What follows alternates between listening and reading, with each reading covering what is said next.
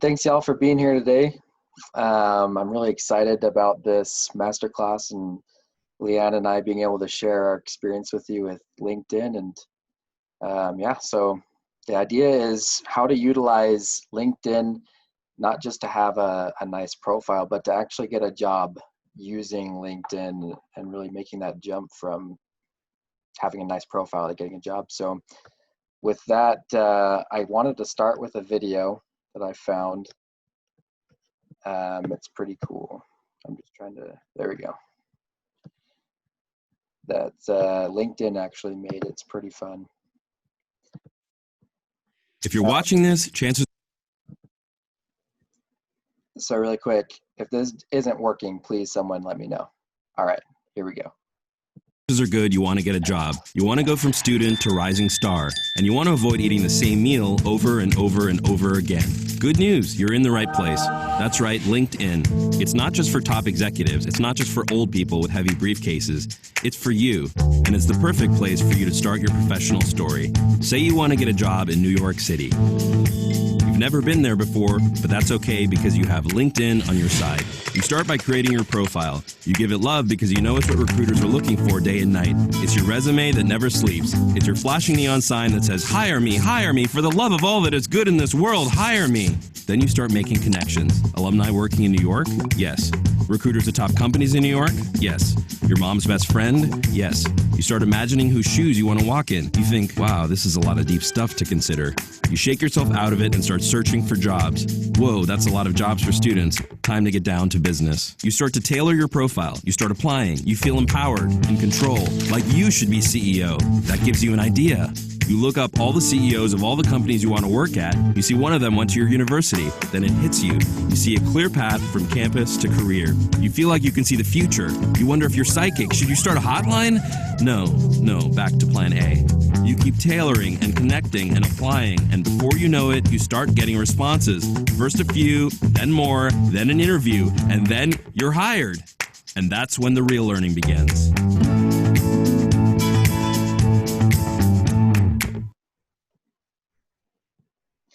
All right, I love that video because that's kind of how it felt for me. It kind of went in a blur. I feel like that video is kind of a blur, like, whoa, as you're starting, you make your profile, you don't know what you're doing with it, and then all of a sudden you're hired, and it can go like that. So yeah, with that, I will full screen our presentation again, and we'll get started again. So, okay, to start, we're going to have Leanne, Professor Wappett, talk about the 7 tips to make an all-star profile.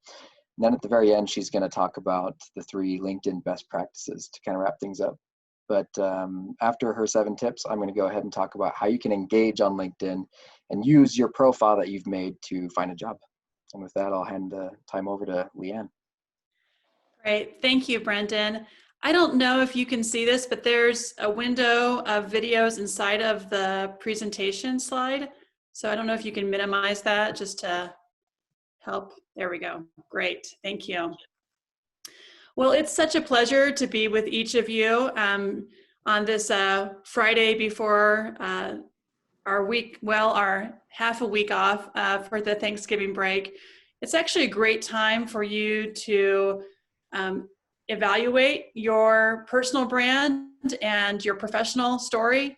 And I would challenge you, after you've gone through this masterclass, is to take that time that you might have next week and see if you can invest some time to incrementally add to your LinkedIn profile, because this is a great tool for you now as you build your network, and then also in the future.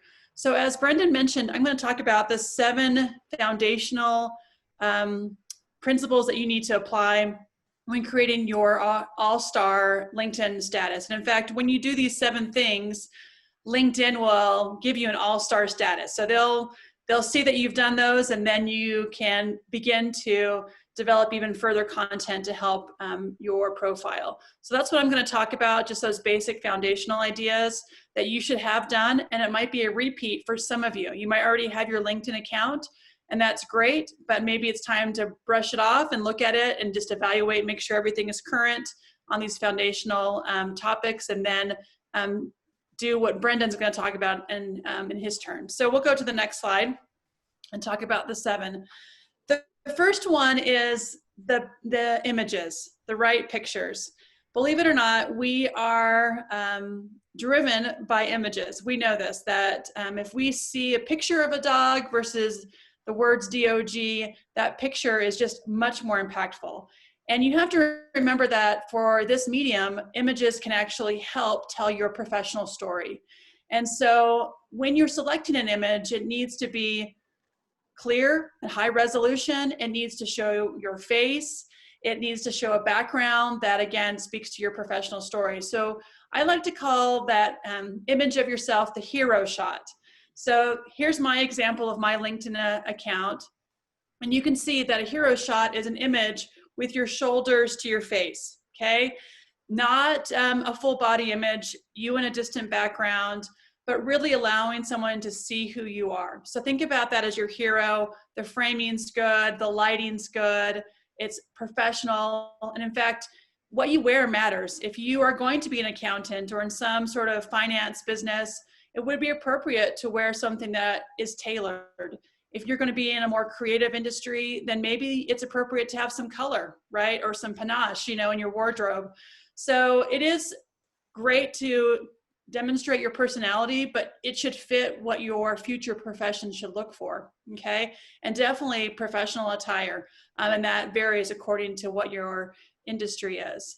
And then your background image, again, that should represent who you are. Now for me, I am lucky to be a professor here at the Huntsman School of Business, and I have this great shot of the Huntsman Hall. And that shows sort of the location that I work and the setting that I work in terms of academia. Now, some students choose to use an image similar to this one to show that they are a student, and some students want to show an image that tells more of their story. I have several students who maybe are working on a business idea, and they showcase that idea in their background. Or there's some students who have maybe a passion even for rock climbing. Okay, as a student, you have a lot more flexibility in that background if it's part of your story. Okay, so one of the tips I want to make sure and give you is there are some high resolution images that you can use as a student that's copyright free at pexels.com, so it's PEXELS.com, or unsplash.com. And both of these have photographers who willingly submit their images to the Creative Commons so that you can use it without having to pay for those images or even give attribution. So make sure it's a great picture that really speaks to your story. All right, so let's go to the next slide. The next part of this homepage, if you will, for your LinkedIn profile is a personalized headline. Okay, so mine, you can see I have there a visual designer, communications educator, excellence in education at the Huntsman School of Business at USU. So here I am using some keywords: visual, designer, educator, education, and then of course I have the location that I work. These are all very helpful because the AI bots in LinkedIn will comb through the site and find those keywords that will then populate for recruiters who are looking for potential candidates. So it's important that you do not default to student at USU. When you fill out your profile, that is the default that will show up most likely. You need to go through and customize it. Just click on that little icon of the pencil and then write something that is authentic to you. Now here's a pro tip. If your background showcases rock climbing, right, or some kind of a passion that you have, then it's more powerful for your headline to somehow tie into that. Okay, so if those two things can work together, then they're seeing an image and then they're reading a headline. Now, I have seen a lot of really creative headlines from students, and I would recommend that you go through a few fellow students or even professionals that you admire and read their headlines, and then use that as a springboard to create your own. Make sure that you're showing something of value. That could be your actual values or something that you can bring to a potential job. Okay, so maybe it's some of your work ethics, maybe it's some of your creativity, Again, think about this as a true headline if you're selling yourself, okay? All right, let's go to the next star.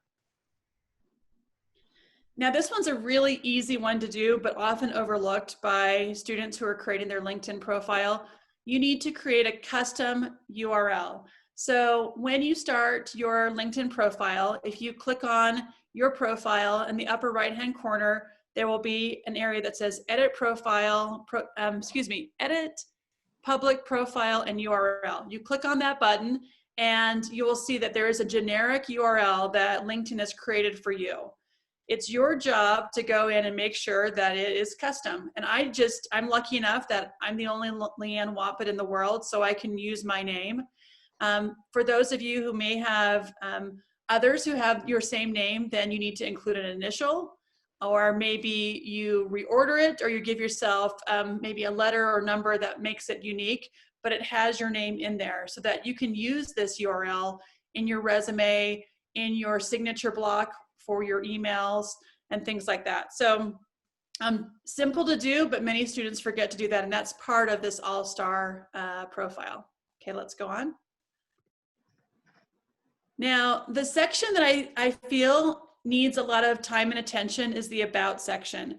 So if you look at that profile page, you have your background image, you have your hero shot, you have your headline, and then you have the About section. Now, the About section only shows the first line or two in your writing. It can accommodate 2,000 words, but I promise you the only person who will read 2,000 words about yourself will probably be your mother, okay? So do not write 2,000 words about yourself. Instead, think about 200 words and think about it as a generic cover letter, okay?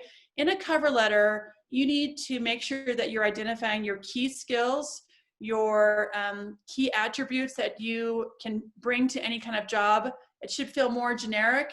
However, it should still be personal. So I'm going to reference that idea. If I was into rock climbing, I wanted to work for a rock climbing company, either in their IT department or marketing department, I might include some of that passion that I have within the About section, but I would also include some traits that I've developed either through my educational projects or through my internships to really weave that professional story, that narrative that will make me seem like a human, right? The About sections that feel more robotic or copy and paste don't get read and often get overlooked. So this is an area that you should review and revise whenever possible. And so I always say too, when you're writing for an audience, you need to remember who that audience is and not always use I.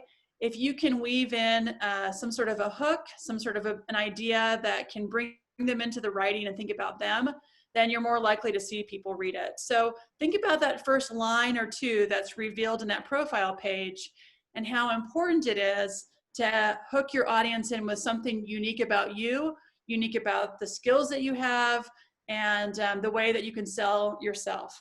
Now, in business communication, I stress heavily the idea of error-free writing, and especially in our public spaces like LinkedIn, this is a space that you do not want to have errors. So take advantage of the online writing center, have others review it, double, triple, quadruple check your writing to ensure that you have not spelled ITS when it should be IT apostrophe S, that there are maybe a confusing word. These are the spaces that you should definitely triple check. All right, next. Okay, so then in addition to the About section, you have an area within LinkedIn where you can select certain knowledge that you have in industries, certain terms. These are our skill areas.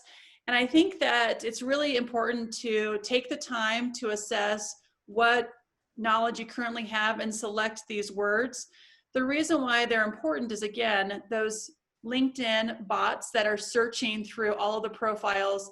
This is how they know that if you are a data analyst and you've got some expertise knowledge about data or data systems, and these kind of skills that you've highlighted will then translate into their search when recruiters are looking for you.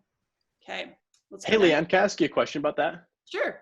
So one thing that I've been unsure about is if there's such a thing as too many skills to put through here. Like, should I prioritize? How so? And like, is there any way of knowing what skills might be most relevant for my industry?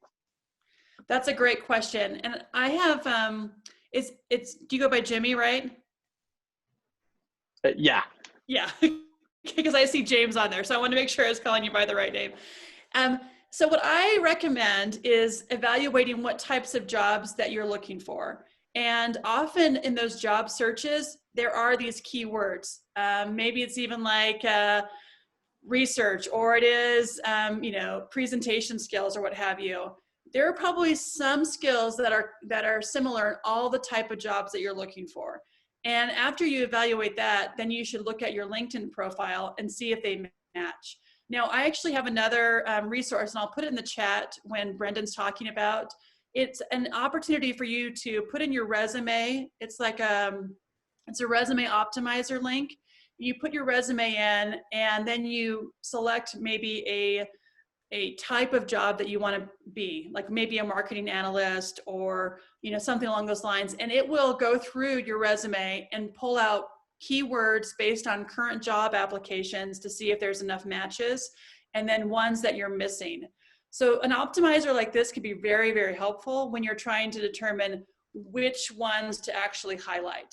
And you're right, Jimmy, it's not very effective if you have like 50 keywords highlighted. That is like every flavor, right, of ice cream, and not really focusing on, maybe your, your chocolate flavor, or your Aggie Blue Mint, or whatever it is. So you really do want to showcase and focus on skills that you are confident in, that you feel like you demonstrate, and not just the entire list. Okay, let's go down, and I'll include that link in the chat. This next slide. And for all the other questions, save them to the end, and we'll have a Q&A if we have time. Thank you. Okay. All right. So this kind of continues on to those ideas of traits. I really recommend, again, exploring what others have listed in your field, starting with your resume. That optimizer is a good tool. And then this is also, I'll talk about endorsements in just a moment. But you'll notice when you're in LinkedIn that the top 3 traits are what show. Okay, so you can pin only 3 of them that actually are revealed in your profile, and the rest of them are sort of inventoried within the searches that people do, and that maybe your name comes up. So really put a lot of weight on the 3 pinned skills. And if you're ever wondering, how do I make sure I can see which ones are pinned, you can actually scroll from your name. There's a little button that you can scroll down to skills, and then it will have a pop-up window and show those 3 pins. But those are the ones that you should really, again, update. So if I know I'm applying to a company and they're looking for presentation skills, is that one of the pins that I have? So it is sort of a process that you need to make sure that you're in alignment for all your documents and maybe what people are looking and searching for. Okay, let's go to the next slide. All right. So to be considered an all-star account, you need to include your education, all right? So there is a lot of different schools of thought when it comes to education and experience, but certainly include your education. And what I tell students is have your projected graduation date. So if you're planning to graduate in 2021, then put that in there, okay? So that those who are looking at your profile understand that that's on the horizon. And you can do future dates in LinkedIn. Okay, next slide. Now, when it comes to experience, some students just copy and paste their experience from their resume, and they just copy and paste it over. I don't feel like that is as effective because, again, those are 2 different types of documents. A better way that I think is more successful is to summarize your experience. Again, think about keywords and skills that you've learned that are transferable, and how can you clearly articulate that. Also remember that you do not have to include every work experience. My first job, I worked at Wendy's. Wendy's is not on my LinkedIn profile, right? So you can be strategic in the way that you list your experiences that, again, match the types of jobs that you're looking for, okay? And remember to always update this as you have an experience. You might even be able to put in a project, a capstone project that you did in school, something again that demonstrates some of these skills that you're acquiring that will then be transferable to your future job or internship. Okay, next slide. Now, the final part of the LinkedIn is to have connections. And we're gonna talk about those connections and how vital they are. But you need to have a variety of connections. And in my class, I require all my students leaving my class to have at least 50 connections. And I suspect that a good goal upon graduating from the Huntsman School of Business would be to have over 200 connections. Every student that you meet with in your class settings, you should just ask them, can we connect on LinkedIn? This is a chance to grow your network, find out what fellow students are doing, and to really be able to leverage the power of this professional platform.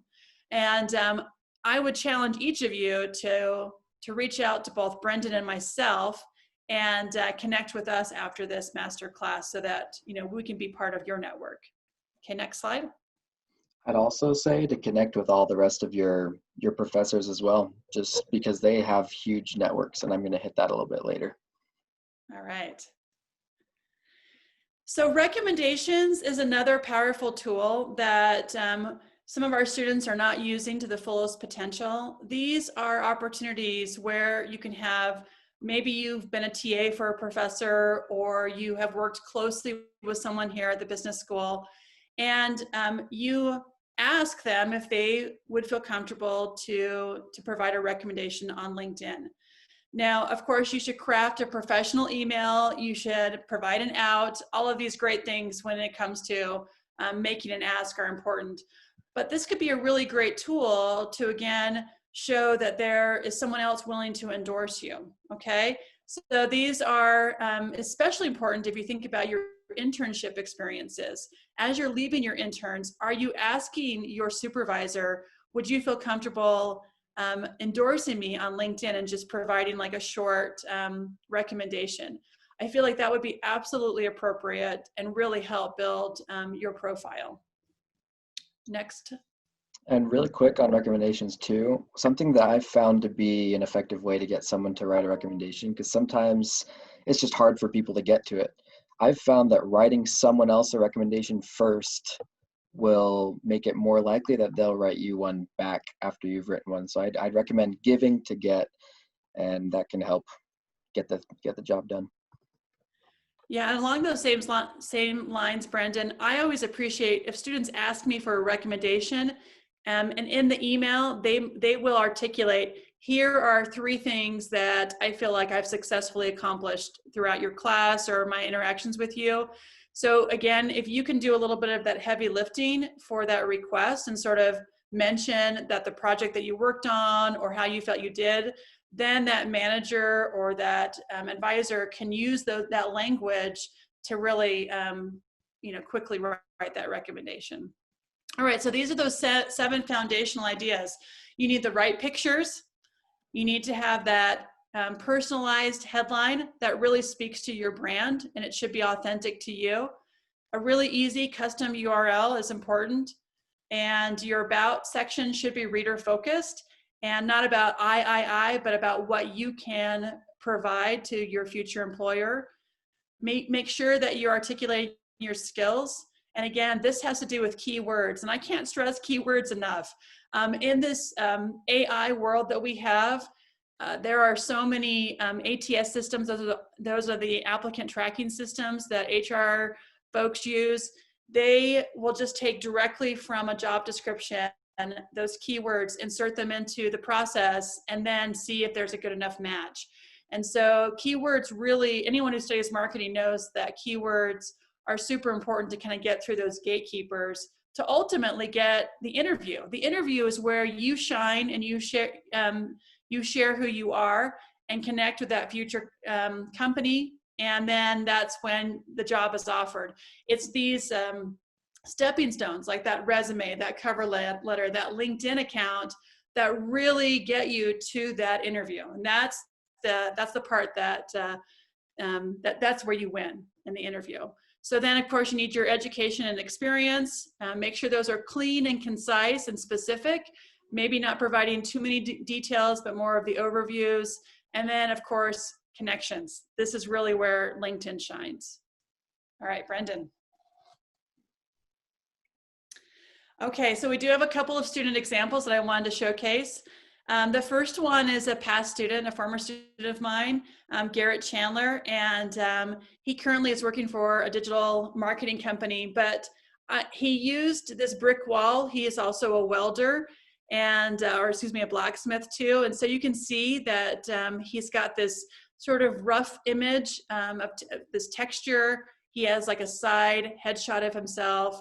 He has this idea of leader, communicator, systems thinker, and student. He's also a blacksmith and an enthusiastic learner. He's since updated this, this profile, but I think it's a good place to start to kind of expand maybe what you might consider for your main profile page. Okay, next. Now we have Jordan Price. He's one of my Huntsman scholars. He's graduating this semester and taking a job at Chevron. He is using the Huntsman School of Business background, just like I have, as his background image, which again is a great image to see. And then he also has his hero shot of him smiling, you know, being friendly. He's an HR major. And then you can see here, he's an MHR candidate, a Chevron HR intern. So he had an internship and now he's got a full-time job, aspiring leadership development program. And then he has his SHRM mentor there. So you can see you can pepper this with lots of keywords, and you can use some of these icons. You can use that bullet to separate, or you could use the pipe symbol, which is that line that goes up and down, to really kind of chunk your ideas to fill that headline with appropriate keywords. Okay, next one. I think we have one last one of Paige. Paige is also a former student of ours. She now works for Adobe, and she's since updated her her profile account as well. But I thought it was just good because this is when she signed to begin working for Adobe. You can see that she used their image as her background. She's got a great hero shot of herself. She has marketing enthusiast with the pipe icon, creative professional, pipe icon, changing the world through digital experience. And so again, it can, this headline can do a lot, but this is also a really important area to consider and to keep updated, right? As you're taking images and headshots, you know, are you leveraging those across your professional mediums like LinkedIn? Okay, next slide is you. All right, thank you, Professor Wappett. Those 7 all-star things, then we covered a couple extra topics as well. Oh shoot. Hold on. Is everyone still there? Yeah, I'm here. Okay. Sorry. Okay, I just wanted to say that those were super essential. And before I start my section, I want to say something that you said, Professor, about how this prepares you for the interview. That's what LinkedIn, yeah, exactly, your resume, all these things are about, is preparing you and just getting you to the point where you can even get to the interview, because there's so many walls before you even get to the interview. And that's what making a good LinkedIn profile is about, a good resume is about. And that's what we're going to talk about here too, is how you can even further get in front of these decision makers to get the job, just getting in front of them. So with that said, I'll go ahead and talk about how you can engage on LinkedIn and use LinkedIn now that you've got a good profile. So first of all, you're going to want to be active on LinkedIn, and that's often done through posting and you posting some things, but also interacting with other people's posts. So first of all, I'll go through those 3 points that you can do in your own posts. So you, as a student, can post about things you're learning in class. You can shout out to people that have taught you things, or companies that you've had an experience with. And then you can also talk about your accomplishments. So first, I want to talk about the learnings and shout outs. In this example in the center with Andrew Marino, he's a really good example of using LinkedIn often and using it well. I'd recommend following him.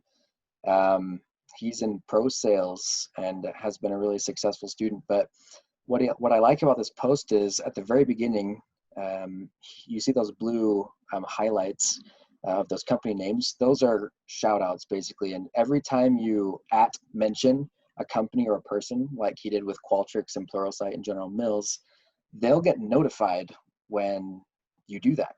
And so when he posted this, Qualtrics and Pluralsight and General Mills were notified and probably looked at his profile, at least looked at this post, and he got in front of them that way. So I think that's really smart. And then he also talked about farther down with the 1, 2, 3 bullet points, his learnings that he learned, the things that he learned from these companies at the Career Expo.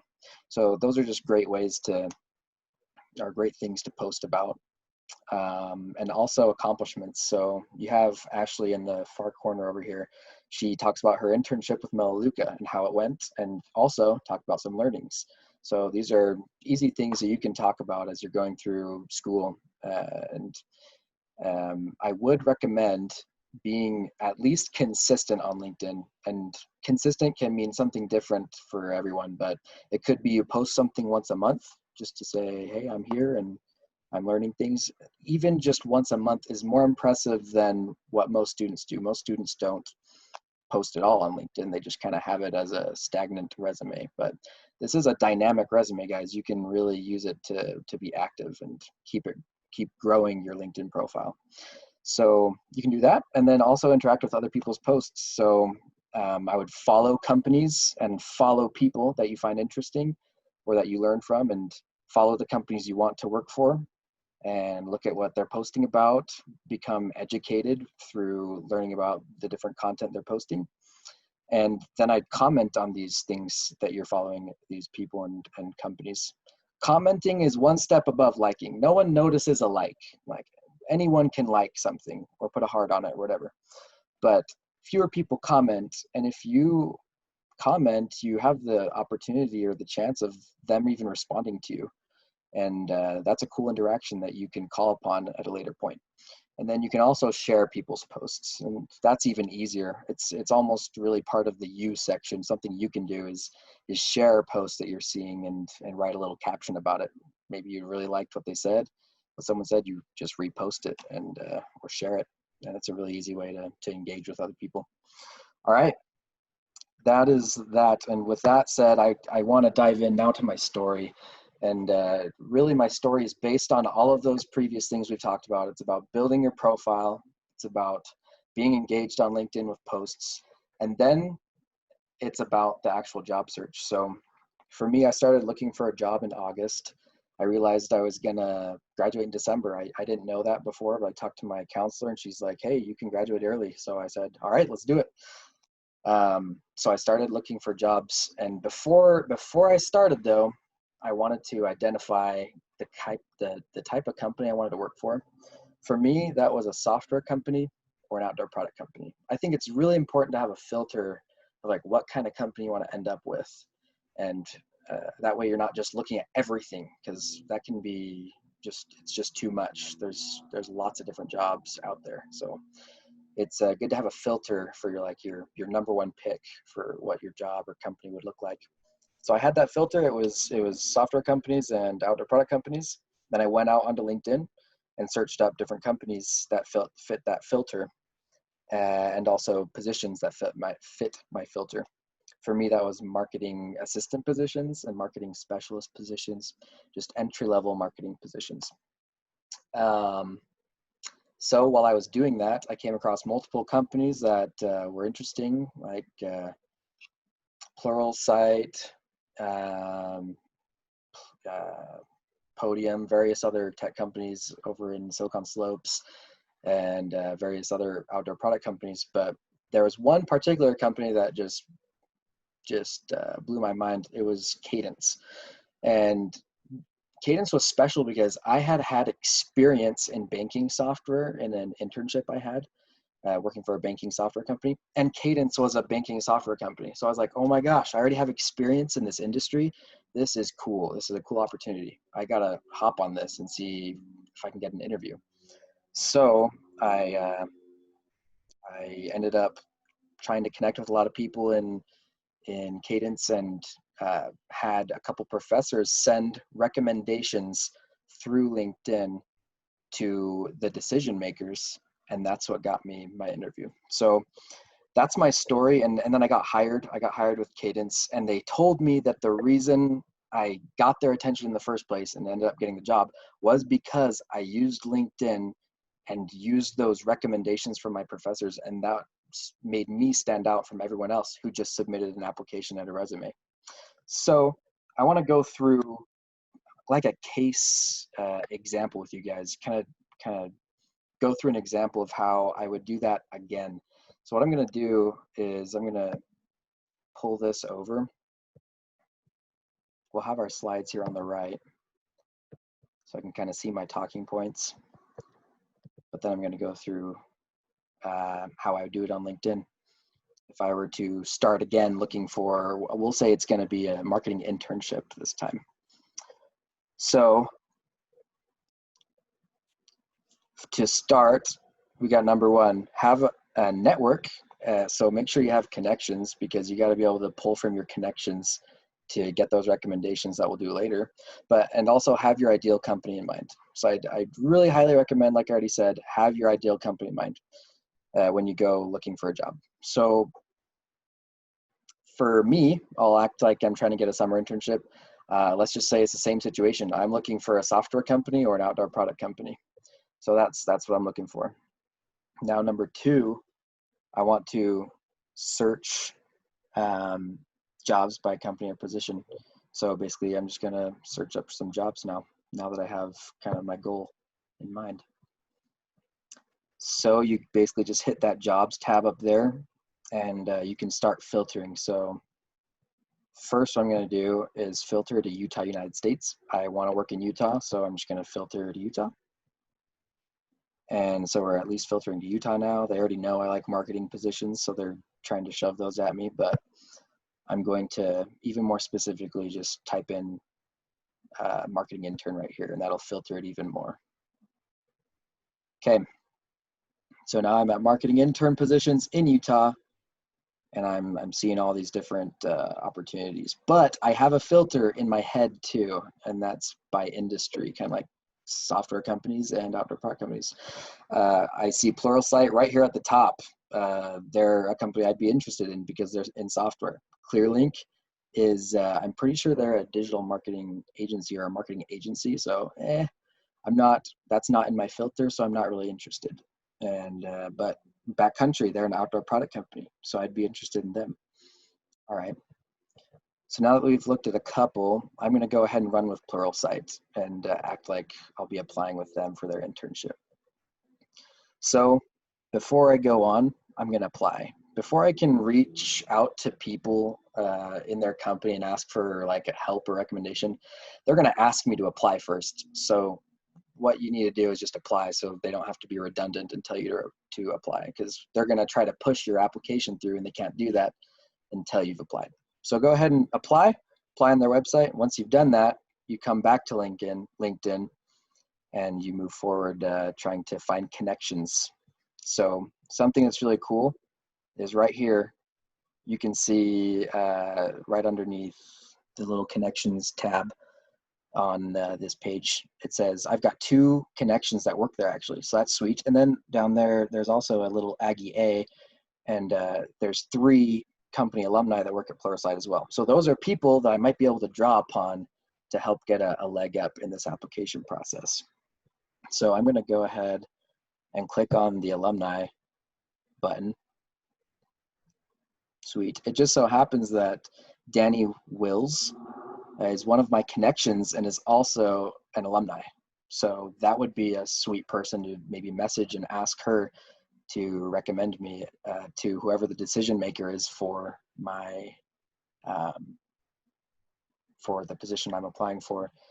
Just to back up for a second, we're on number 4 over here. It's reaching out to connections, alumni, and decision makers. So she is a recruiter at Pluralsight, so she may be a decision maker, and she's a connection, and she's an alumni. So she may be a really awesome.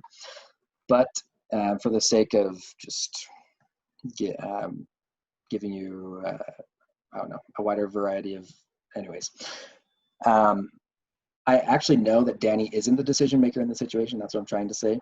So I'm going to continue on. Plus, you want to reach out to multiple people, not just one. So it's great we found Danny, but I want to reach out to more people.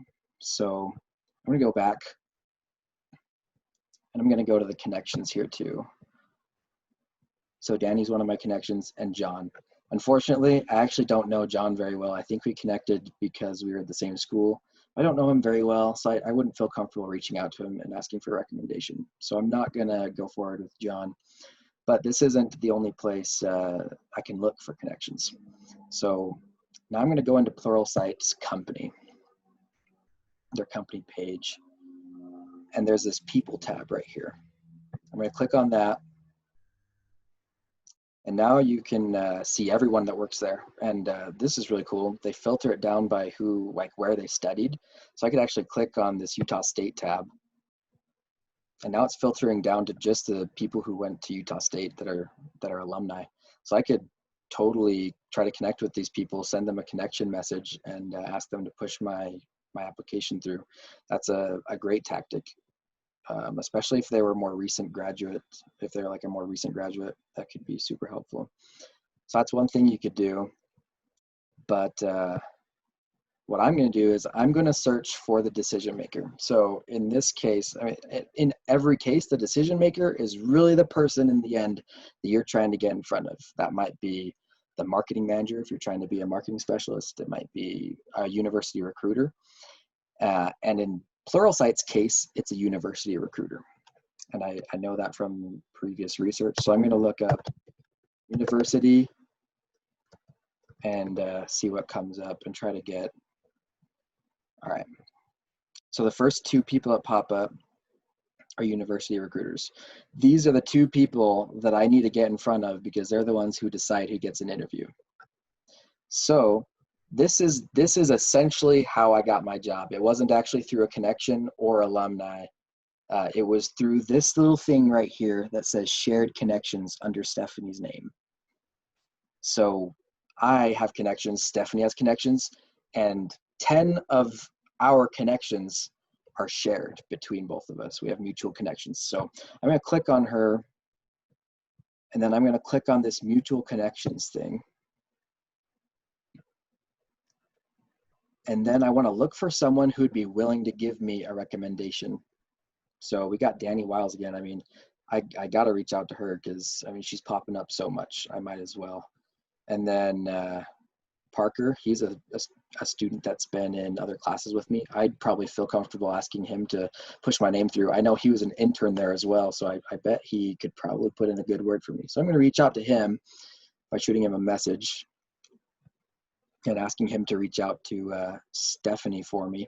But look at this, Eric Schultz. So in my actual experience, Eric Schultz was one of the professors who gave me a recommendation for Cadence and got me the job. And he's here as well. In fact, Eric Schultz is one of the like gold mines for connections. He's got thousands of connections. I'd recommend being connected with your professors because especially people like Eric Schultz just have tons of connections and are totally willing to give you a recommendation if they had a positive experience with you. And I'm in HMA, I'm in his club, so I know Eric pretty well. So I'm going to ask him for a recommendation, and that very well could be, he could be the person who gets me the interview. So that's basically what I did, guys, and that's how I got my interview and got a job. But I wouldn't leave it there. I'd reach out to Stephanie, but I'd also reach out to this other lady over here. She's also a university recruiter. Go into mutual connections. Boom, Maren Stromberg. She's another great person, USU faculty, Huntsman faculty, that would just be totally down to help you. She's a career coach, is amazing. Maren's helped me so much. In fact, she introduced me to the idea of looking for mutual connections. So I want to shout out to Maren real quick for teaching me this. But I would reach out to her right now and say, hey, Maren, can you put in a good word for me with Jae-yoon? And that may very well be what gets me the interview. So that's what I did. And that's it really. So looking for mutual connections and getting recommendations from people you know. So it's just essential to have and build your network so you can get these recommendations. So now I'm going to come back into our presentation. That was my spiel. So now I'd like to just open it up to any questions you guys may have. That can be a question for Leanne or for me. Yeah, whatever you want to do. So are there any questions y'all have?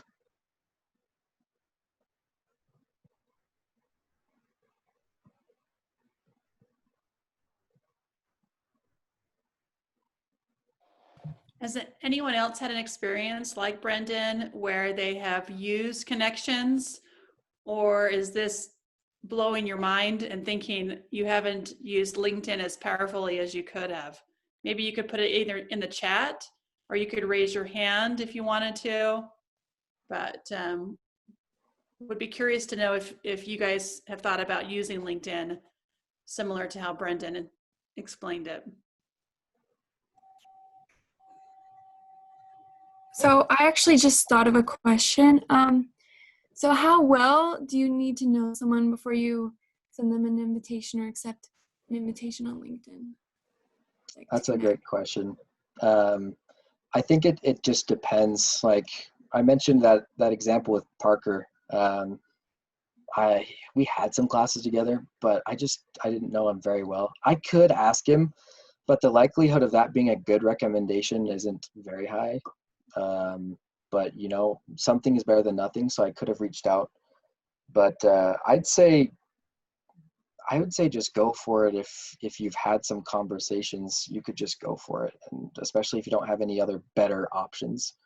I guess my recommendation would be to go with the best options, whoever you know the most, and whoever you know will give you the best recommendation, and then go down from there. And if it just so happens that you only have one connection there and you're not good friends, that's okay. Just do it.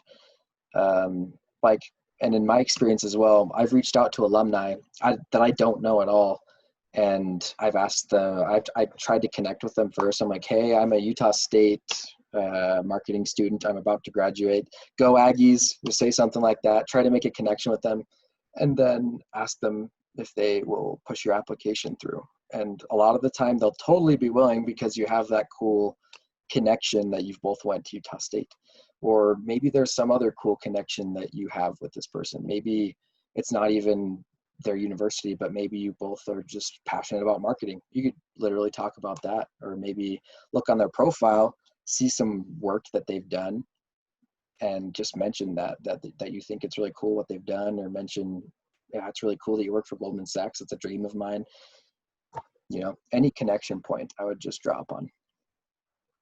And to add to that, I would say that as a student, your job search begins now.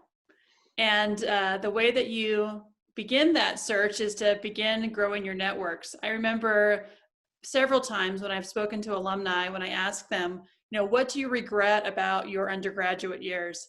And most of the time they will say they wish they would have connected more with their fellow students through clubs and activities. So as you're doing these projects and as you're in these spaces, these classrooms and HMA, are you taking that extra step to connect and network with those fellow students? Because, you know, they could be your future, you know, lead to your next job after your first job. And connections will grow, right? Well beyond just these 4 years that you spent here at the Huntsman School. So definitely think of it in larger terms, and don't be afraid to ask, because I think most people will say, yeah, I'm happy to connect with you on LinkedIn. Now, LinkedIn will also serve up recommended connections, right? That's where I think, Aubrey, you should be a little leery sometimes. Look at their title and say, oh, you know, not really need to connect with them right now, right? If there's someplace in Indiana and they're a sales company or something like that, then I think you can, you know, pass on that for now. But I would definitely focus on who you're interacting with right now and how you can leverage those networks and look for those jobs now. Start beginning to look for internships and jobs and opportunities now.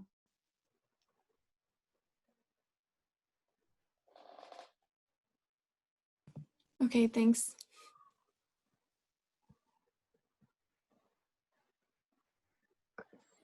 Leanne, let me just share one experience, if I might. You know, obviously, as you know, and some of the students might know, I spent a lot of time building programs to take students overseas, to learn from industry leaders overseas. And, a little while back, I was putting together a program in Bangalore for the scholars, and happened to notice that when I did a search in one of my alma maters, a name popped up who happened to be the head of Amazon HR for Asia. And he was linked to somebody I went to graduate school with. They, as it turns out, were best buds, made the introduction, and now, one of the best experiences our students get when we take them to Bangalore is with Amazon. So again, it was a second connection, but again, just to talk about the power of, it's not just who you know, but it's making that connection to people that who you know to get positive outcomes. And that's just one example, but again, just from a placement standpoint as well, don't just focus on those first connections. Be looking at whether you have some other tie to somebody, and then see if you can't work back from there to somebody that you do know who can open a door for you. Thanks, Vijay. And I don't remember the exact statistic, but something like in the 80%, maybe it's the upper 70s, people get jobs through connections. Yes, there's sort of that blue moon experience where you throw your resume out, to Google and you get that Google job, right? But that is a rare occurrence. It is more likely for you to get a job from the people that you know.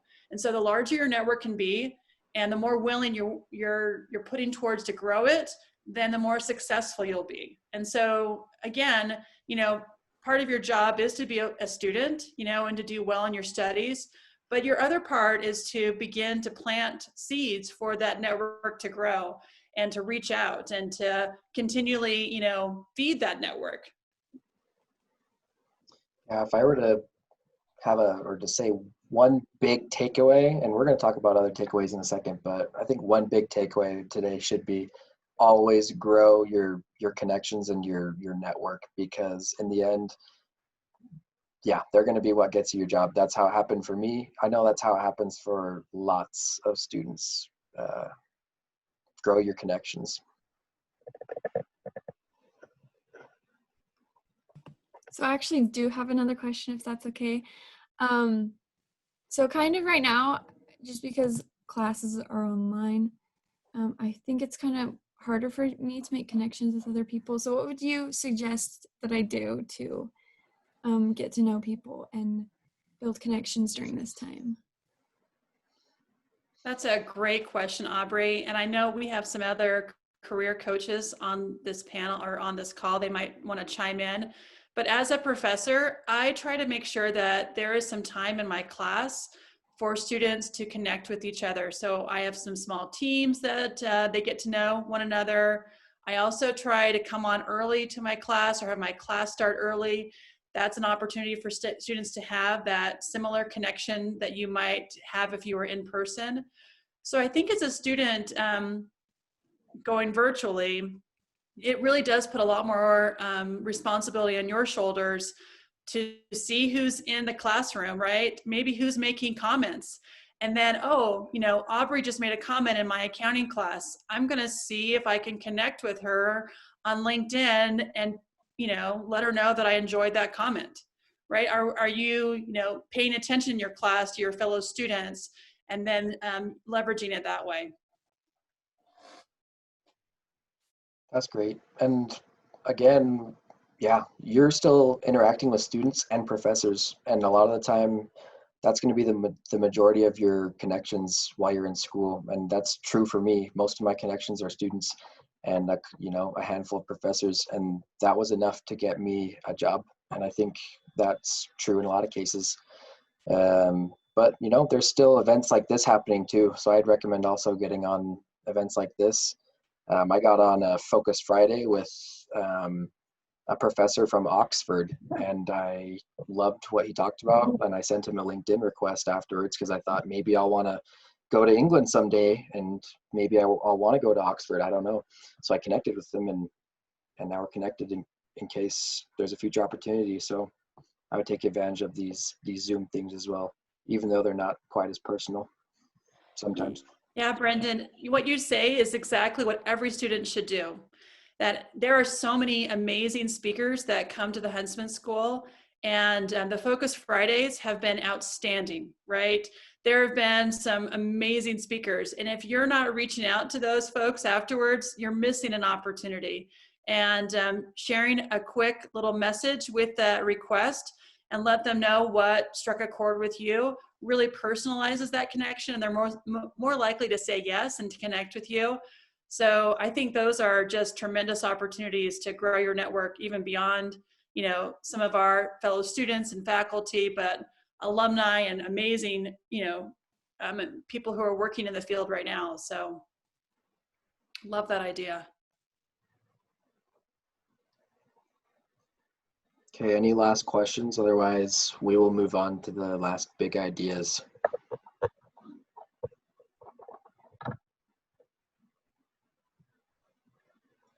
All right, let's go on to the 3 big takeaways to remember when it comes to best practices. The first one is be professional. Now, I know that you all have your Instagram feeds and your other social media channels, but this is the channel where you are professional. I mentioned about your profile, your headshot, the language that you use. Think about your best professional self. That's what you want to project on LinkedIn. It is okay to be authentic. Of course, that's one of my other big ideas. I won't jump the gun, but remember to be professional and to work on that, and to maybe make sure you're checking in with other people, maybe a career coach or myself or instructors, to ensure that you are projecting that professional image. Okay, number 2. Keep your profile current. So Brendan talked about the great ways that you can leverage all of your connections and to use that in your job search, but don't neglect your own profile, because then people will be looking at that profile. So when you apply for that job, then they'll access and look at that profile. So what does a current profile look like? I think a good recommendation is that a student should evaluate their profile every semester. So that's at least twice a year. I myself look at my profile every quarter, and I don't really change it too much, but I just make sure, yes, that's exactly what I want to portray, and that works. But every semester may be good for students, because at the end of a semester, you should be doing an inventory. What are the projects I completed? What's the internship I did? Maybe I'm going to reach out and network with 10 more people. You can provide some milestones and some challenges for yourself. And you should do that on a systematic basis, especially since you are now in that market. Remember, you're searching for your internship and job right now while you're in school. You're not waiting until you graduate. So keeping your profile current is a big idea number 2. Okay. Real quick, this might be extreme, but this is super true, because just picture if you're a marketing student now, but you used to be an accounting student, and you start looking and applying for jobs, and someone looks you up on LinkedIn and is like, what, they're an accounting student, not a marketing student. That's what can happen if you're not updating your LinkedIn profile, because it's a public resume. It's always visible. So if it's not up to date, it could be turning people off. So that's super important. All right, the big idea number 3, and it kind of is a little in reverse to the whole idea of be professional, but you can be yourself. Now, I talk a lot in my class about authenticity is sort of the 21st century word, and that especially with you Gen Zers, you bring your interest and yourself to work, and I think that's wonderful. And you should not neglect that part in your professional profile. And you need to be honest, you need to be yourself, but consider that in that professional vein, right? If you have a passion to swim all 7 oceans or 5 oceans, then you should share that, right? And that will show that you're a determined person, right? You can also be sure and share maybe some entrepreneurial ideas that you have. It shows the reader that you are an interesting person and that you would be a good hire. You would add another dimension to their workplace. And so there's that balance between professionalism and being authentic, but I know that you can strike that as you're shifting from your student self to your professional self. And I think that's where LinkedIn is a great medium for that. You just have to ensure that you're not using really casual language, that you're not showing, casual images, that you're being intentional about that. And you're focusing on the skills that you're developing, the experiences that you have, and you're really promoting those. And then those are my 3 big ideas. And I don't know if Brendan wants to add any final sources. No, guys, that's it. So there's these additional resources, and basically what I'm going to do is probably sometime next week you'll get an email from me that we'll have the slides, but also a link to this recording on YouTube, so you can feel free to watch it again or watch any other parts that you want a refresher on, or even share it with your friends if you found it valuable. So I appreciate you guys all attending, and for faculty as well, thanks for attending and thanks for your support. Y'all are awesome. I hope all of you can use this to go get a job. That's what LinkedIn is about ultimately, is being able to find connections that'll help you get your jobs that you're looking for.